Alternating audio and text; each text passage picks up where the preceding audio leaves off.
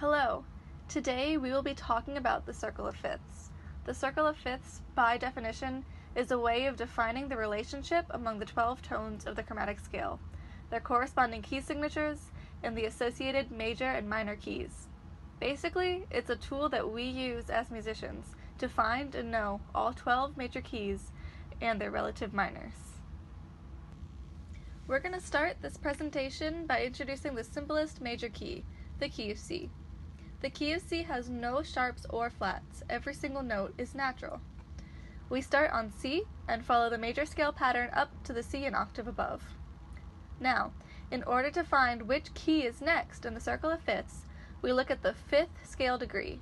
In the case of C major, the fifth scale degree is G, so our next key is G major. Now that we're in G major, we have to find the key signature. In order to find the key signature, we have to use the previous key signature of C major. In the previous key, we're going to look at the fourth scale degree and raise it by a half step, or just add a sharp. In C, the fourth scale degree is F, so F in the key of G major is sharp. The changed note is added to the previous key signature to make it into the next key. So our key signature is now 1 sharp, which is F sharp, and this is what it looks like. Following the same rule as before, we'll find the fifth of G major, which is D. So, D major will be our next key. Next, we'll use the other rule and take the fourth of G major, which is C, and raise that by a half step up to C sharp. So, there are 2 sharps in the key of D major, F sharp and C sharp, and the key signature looks like this. Moving on, the fifth of D major is A, so our next key is going to be A major. Following our rule, let's also find the fourth. The fourth of D major is G, so G will be raised a half step to G sharp. We'll then add the G sharp to the key signature of D, so A major will have 3 sharps in it, F sharp, C sharp, and G sharp. And this is what the key signature will look like. Next, we'll take the fifth of A major, which is E, so our next key is going to be E major. Following our rule, we'll take the fourth of A major, which is D, and raise it by a half step up to D sharp. We'll add the D sharp to the key signature for A, so E major will have 4 sharps, F sharp, C sharp, G sharp, and D sharp. This is what the key signature looks like. Next, we'll take the fifth of E major, which is B, so our next key will be B major. Following our rule, we'll take the fourth of E major, which is A, and raise it by a half step to A sharp. We'll add that A sharp to the key signature of E major, so that B major will have 5 sharps, F sharp, C sharp, G sharp, D sharp, and A sharp. This is what the key signature looks like. This is where things can get complicated, as we switch from using sharps to using flats. There are 2 names for this next scale as we find the fifth.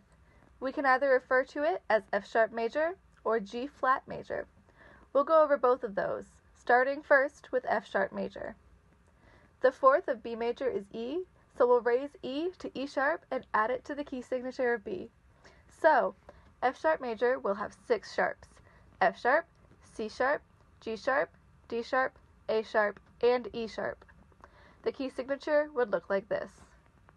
Now, switching gears, we could also think about the scale and key in terms of flats by finding the enharmonic equivalent of each note.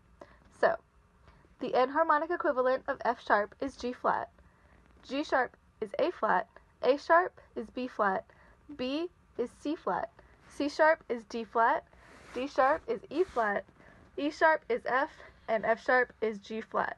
So, the key of G flat will have 6 flats total: B flat, E flat, A flat, D flat, G flat, and C flat. And this is what the key signature would look like.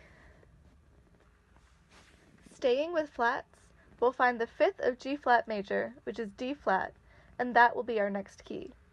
We'll take the fourth of G flat major, which is C flat, and raise it up a half step to C natural. So, we'll add C natural to the key signature, canceling out the prior C flat, and we'll be left with 5 flats in the key of G flat: B flat, E flat, A flat, D flat, and G flat. The key signature looks like this. Next, we'll take the fifth of D flat major, which is A flat. So our next key is A flat major. We'll take the fourth of D flat major, which is G flat, and raise it up a half step to G natural. So we'll take the G flat out of the key signature, leaving us with 4 flats: B flat, E flat, A flat, and D flat. The key signature will look like this. Next, we'll find the fifth of A flat major, which is E flat, so our next key is E flat major. We'll take the fourth of A flat major, which is D flat, and raise it up a half step to D natural. So we'll take the D flat out of the key signature, leaving us with 3 flats: B flat, E flat, and A flat. This is what the key signature looks like. Next, we'll find the fifth of E flat major, which is B flat, so our next key will be B flat major. We'll take the fourth of E flat major, which is A flat, and raise it up a half step to A natural. So we'll take the A flat out of the previous key signature, leaving us with 2 flats, B flat and E flat. This is what the key signature will look like. Next, we'll find the fifth of B flat major, which is F. So our next key will be F major. We'll take the fourth of B flat major, which is E flat, and raise it up a half step to E natural. So we'll take the E flat out of the previous key signature, leaving us with 1 flat, B flat. This is what the key signature looks like.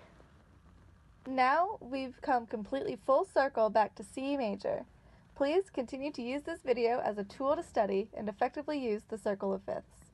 Happy practicing!